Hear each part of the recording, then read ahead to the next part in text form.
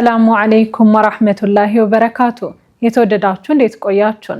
የሐምሌ 1 2018 ሚንበር ኸበር ጀመረ።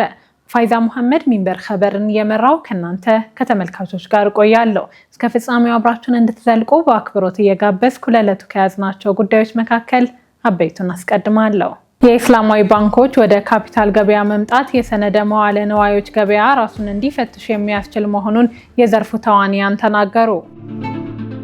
በአማራ ክልል የተበራከተውን የኢማሞች ግድያ ለመከላከል ከምሽት ሰላት በኋላ በልዩ ጥበቃ በጋራ እንዲንቀሳቀሱ ማሳሰቢያ ተሰጠ።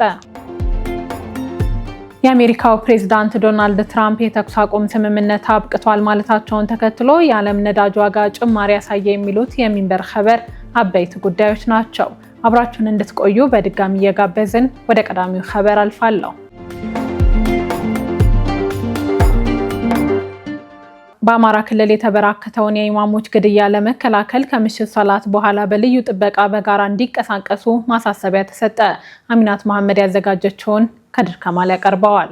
የአማራ ክልል እስልምና ጉዳዮች ከፍተኛ ምክር ቤት በክልሉ የተበራከተውን የኢማሞች ግድያ ለመከላከል ከምሽት ሰላት በኋላ በልዩ ጥበቃ በጋራ እንዲንቀሳቀሱ ማሳሰቢያ ሰጥተዋል። ከፍተኛ ምክር ቤቱ አዲስ ባወጣው መግለጫ ታስቦበት በሚመስል መልኩ ኢማሞችና የመስጂድ ኻዲሞች ላይ እስከ መኖሪያ ቤታቸው በመሄድ ዛቻዎችን፣ ማስፈራሪያ እና የምሽት ሶላት አሰግደው በሚመለሱ ኢማሞችና አሰጋጆች ላይ የተኩስ ሩምታ በመክፈት ግድያዎች እየተፈጸመ ይገኛል ብሎ የምክር ቤቱ መግለጫ የመጣው በክልሉ በአዊ ብሔረሰብ ዞን ዳንግላ ከተማ የመስጂድ ኢማም በነበሩት ሼክ ሱፊያን አደም ላይ ግድያ ከተፈጸመ በኋላ ነው። የክልሉ እስልምና ጉዳዮች ከፍተኛ ምክር ቤት ምክትል ፕሬዝዳንት ሼክ ሙሐመድ ኢብራሂም ከዚህ ቀደም ለሚንበር ቲቪ እንደተናገሩት ጥቃቱ የተፈጸመው ኢማሙ ምሽት የኢሻ ሶላትን አሰግደው ወደ ቤታቸው ሊገቡ ሲሉ በታጣቂዎች በተከፈተባቸው ተኩስ ነው። ምክትል ፕሬዝዳንቱ ጥቃቱ በክልሉ የሚገኙ የሃይማኖት አባቶችንና ቁርአን ቤቶችን ኢላማ ያደረገ የመጀመሪያው አለመሆኑንም አስታውሰው ነበር። ይህን ተከትሎም ኢማሞችን በልዩ ሁኔታ ጥበቃ እና በጋራ እንዲንቀሳቀሱ ማድረግ እንደሚገባ ከፍተኛ ምክር ቤቱ አስታውቀዋል። ድርጊቱ በተለይም ቀይ መስመር ሲል የገለጻቸውን የሃይማኖት አባቶችና መሪዎችን በመግደል ከፍተኛ የስነ ልቦና ጫና ውስጥ ለመክተት ያለመ ነው ብለዋል። የክልሉ እስልምና ጉዳዮች ከፍተኛ ምክር ቤት ጉዳዩን ለመፍታት ከሚመለከታቸው ከፍተኛ የመንግስት አካላት ከዞንና ከወረዳ እስልምና ጉዳዮች ምክር ቤት አመራሮች ጋር ውይይት እያካሄደ መሆኑን በማስታወስ ህዝበ ሙስሊሙ ከአካባቢው የመንግስት መዋቅር ጋር በትብብር መስራት እንዳለበት ጠቁመዋል። አክሎም ኢማሞች እና ኻዲሞች ዛቻ እና ማስፈራሪያ እየደረሰባቸው እንደሚገኝ የሚያትተው መግለጫው ይህን ለመከላከል የምሽት ሶላቶችን ሰግደው ሲጨርሱ በጋራ እንዲንቀሳቀሱ እና መሳጂዶችና መድረሳዎች ጥበቃ እንዲደረግላቸው አሳስበዋል። የክልሉ እስልምና ጉዳዮች ከፍተኛ ምክር ቤት በጉዳዩ ላይ የደረሰበትን ሁኔታ ለህዝበ ሙስሊሙ ይፋ እንደሚያደርግ ገልጿል። በአማራ ክልል በጎንደር ከተማ ኢማም በነበሩት በሼክ ሀጂ ሙሐመድ ዘይኑ ላይ በየካቲት ወር መጨረሻ ግድያ እንደተፈጸመባቸው ይታወሳል። በሼክ ሀጂ ሙሐመድ ዘይኑ ላይ ግድያ የተፈጸመው ከመስጂድ ሲመለሱ ነው። በተጨማሪም በጎንደር ብቻ 6 የሚሆኑ የቁርአን ማስተማሪያ ሀሪማዎች ተበትነዋል። በመካነ ሰላም ከተማም በተመሳሳይ ሁኔታ መስጂድ ውስጥ የሚያገለግሉ ኢማሞችና ሙአዚኖች መገደላቸውን የክልሉ እስልምና ጉዳዮች ከፍተኛ ምክር ቤት ኃላፊዎች ገልጸዋል። ኳታር የመጀመሪያውን ስማርት መስጂድ አስመረቀች። የኳታር የአውቃፍና የእስልምና ጉዳዮች ሚኒስቴር በአገሪቱ ታሪክ የመጀመሪያ የሆነውንና ዘመናዊ የቴክኖሎጂ ውጤቶችን ያካተተውን ቀይስ ቢን ሰዓድ ቢን ኦባዳ ስማርት መስጂድ በሙዓይዚር አካባቢ በይፋ መርቆ ከፍቷል።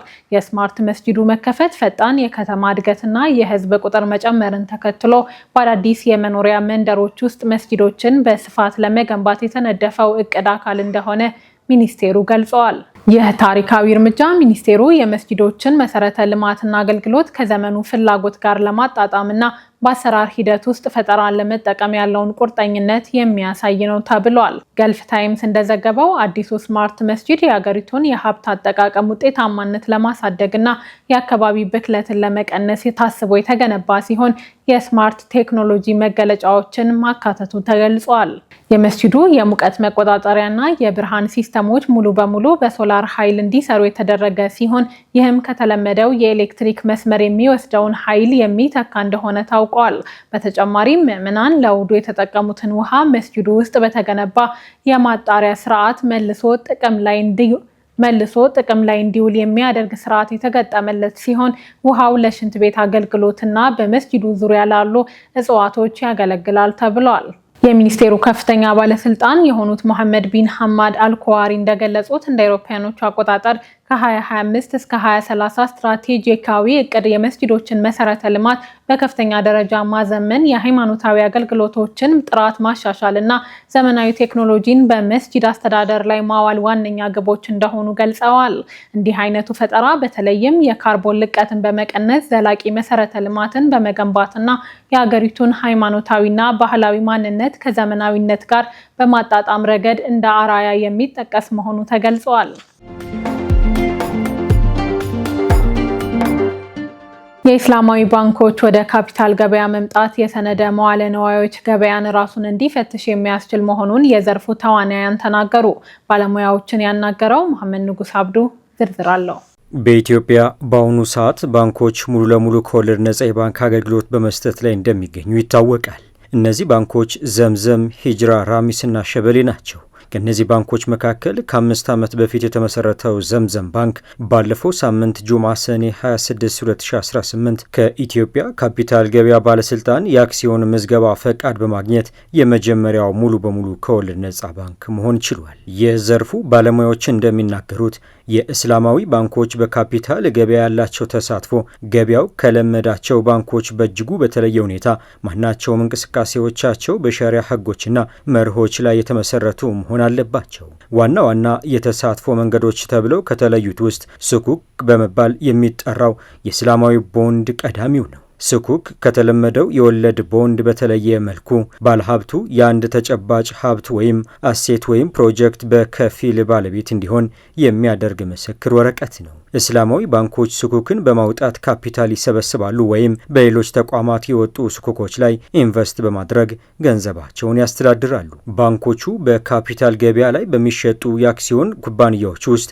ኢንቨስት እንዲያደርጉ የሚያስችለውን የሸሪዓ ተስማሚ የአክሲዮኖች ገበያም ሌላኛው ነው። በዚህ ገበያ አክሲዮን የሚገዙባቸው ኩባንያዎች መጀመሪያ በሸሪዓ ቦርድ አባላት መፈተሽ አለባቸው። ምክንያቱም ኩባንያው ከወለድ፣ ከቁማር፣ ከአልኮል፣ ከአሳማ ስጋ ወይም ከጦር መሳሪያ ንግድ የጸዳ መሆን እንዳለበት ሊቃውንት ያስተምራሉ። የእስላማዊ የጋራ መዋጮ ፈንዶችም እንደዚሁ ባንኮች ከተለያዩ ባለሀብቶች ገንዘብ በመሰብሰብ በሸሪያ በተፈቀዱ የካፒታል ገበያ መሳሪያዎች ወይም አክሲዮኖች፣ ሱኩክና ሪል ስቴት ላይ የሚያውሉ የጋራ መዋጮ ፈንዶችን የሚያቋቁሙበትና የሚያስተዳድሩበት መንገድ ነው።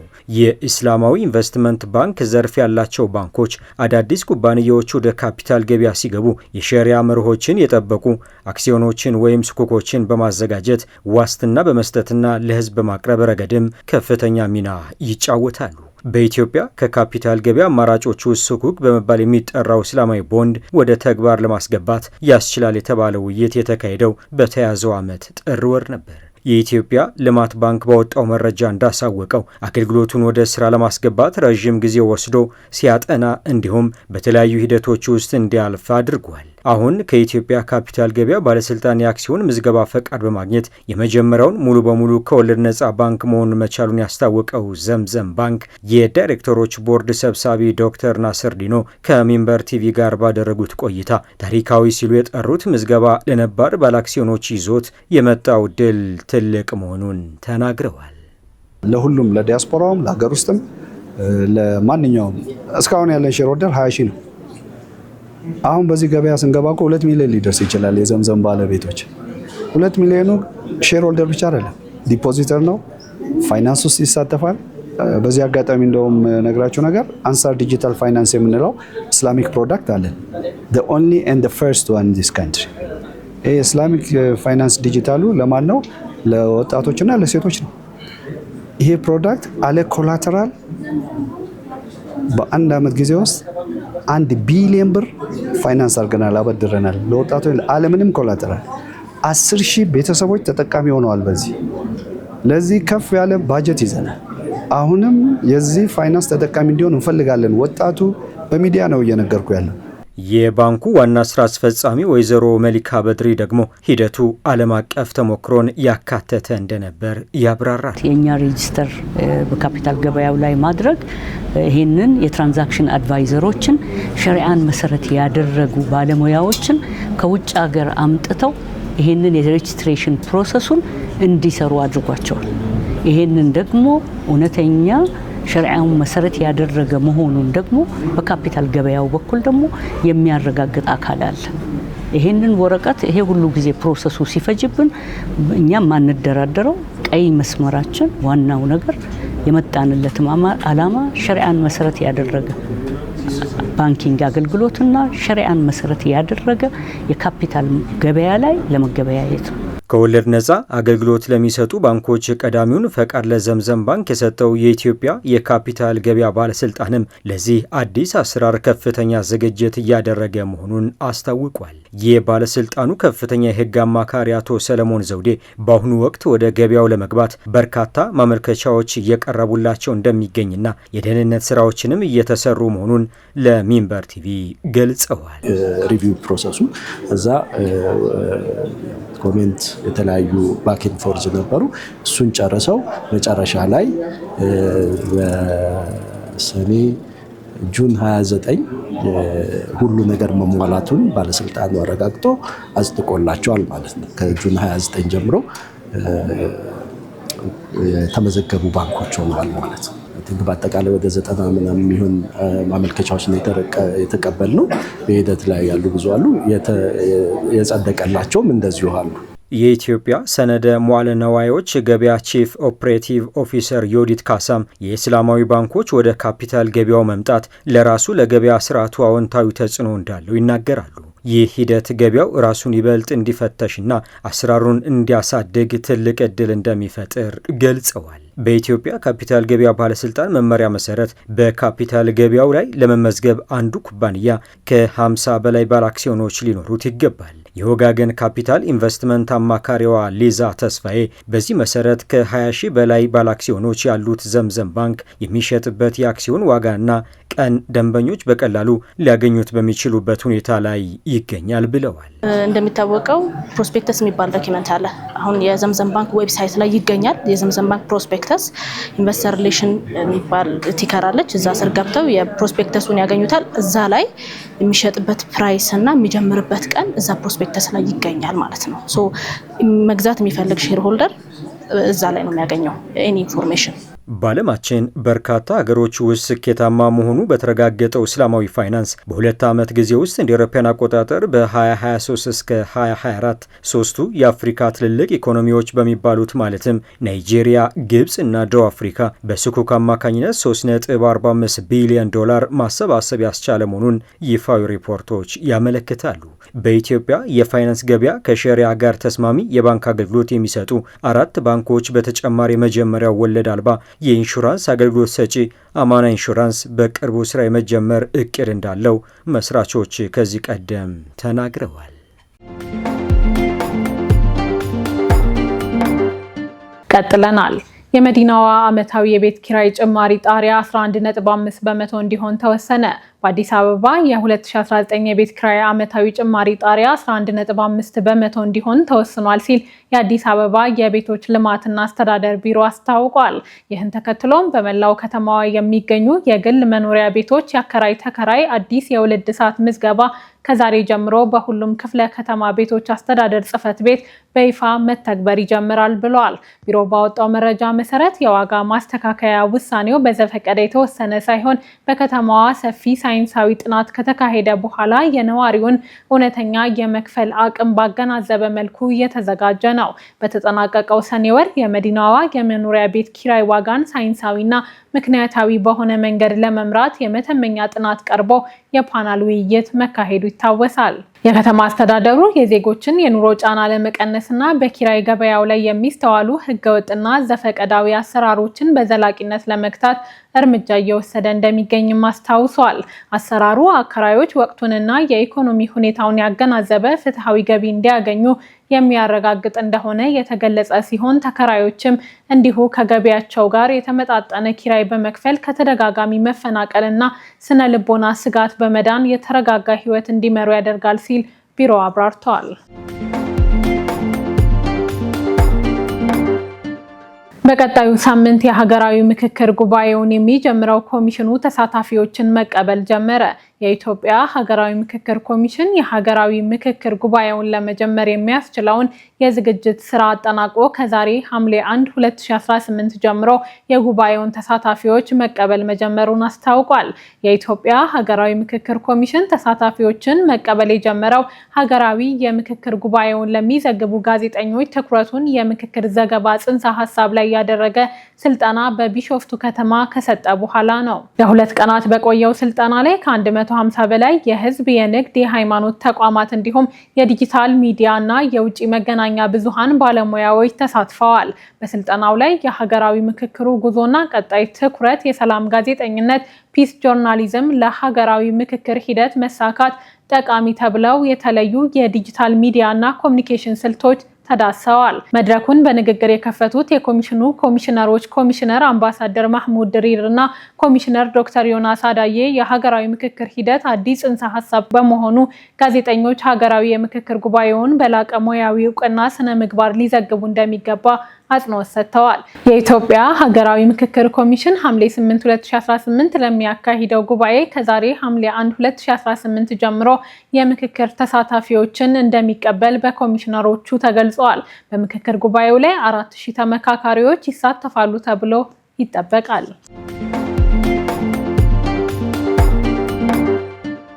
የተወደዳችሁ አሁን የምትከታተላችሁ የምትገኙት ሚንበር ኸበርን ነው። አብራችሁን ስላላችሁ ደስ ይለናል። ለሚንበር ኸበር ጥቆማ ወይም ማስተያየት ካላችሁ በአጭር የስልክ ቁጥር 9282 ብትልኩልን አጣርተን መልሰን ለእናንተው እናቀርባለን። የሚቀናችሁ ማህበራዊ ሚዲያ ከሆነ በሁሉም አማራጮች @ሚንበር ቲቪ ብላችሁ ብትፈልጉን ታገኙናላችሁ።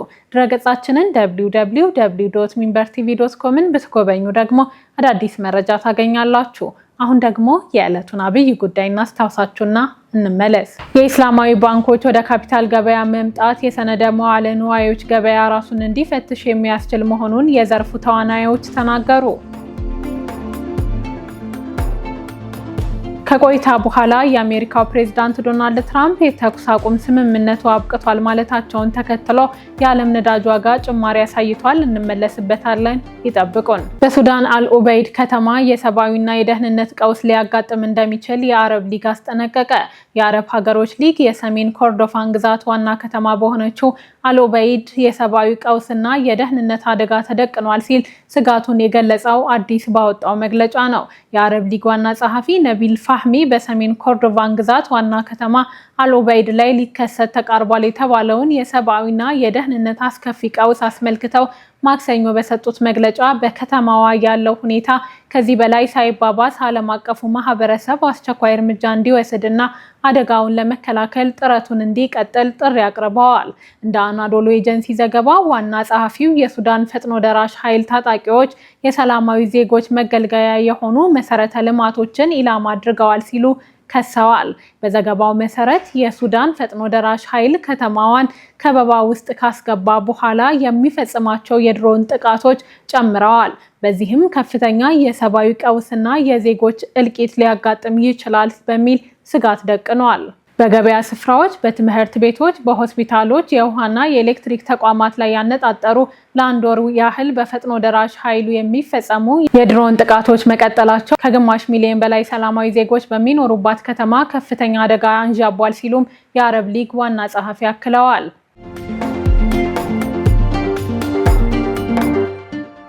የአሜሪካው ፕሬዝዳንት ዶናልድ ትራምፕ የተኩስ አቁም ስምምነቱ አብቅቷል ማለታቸውን ተከትሎ የዓለም ነዳጅ ዋጋ ጭማሪ አሳየ። በመካከለኛው ምስራቅ ያገረሸውን ቀውስ ተከትሎ የዚህ ሳምንት የዓለም የነዳጅ ዋጋ ከ5 በመቶ በላይ ጭማሪ በማሳየት በአንድ በርሜል ከ$78 በላይ አሻቅቧል። ቢቢሲ እንደዘገበው አንድ በርሜል ነዳጅ ከ$72 በታች የነበረ ሲሆን ከትራምፕ ንግግር በኋላ ከ$78 በላይ ሆኗል። የአሜሪካ ጦር በኢራን ላይ አዳዲስ የአየር ድብደባዎችን ማድረጉንና ኢራን በዓለም አቀፍ ገበያ ላይ ድፍድፍ ነዳጅ እንድትሸጥ የተፈቀደላትን ልዩ እገዳ ማንሳቱ ለዋጋው መናር ዋነኛ ምክንያት ሆኗል። ውድ ተመልካቾች ለዛሬ ያዘጋጀነው የሚንበር ኸበር በዚሁ ተጠናቀቀ። ፋይዳ መሐመድ አብሬያችሁ ቆየሁ። ወሰላሙ አለይኩም ወራህመቱላሂ ወበረካቱ።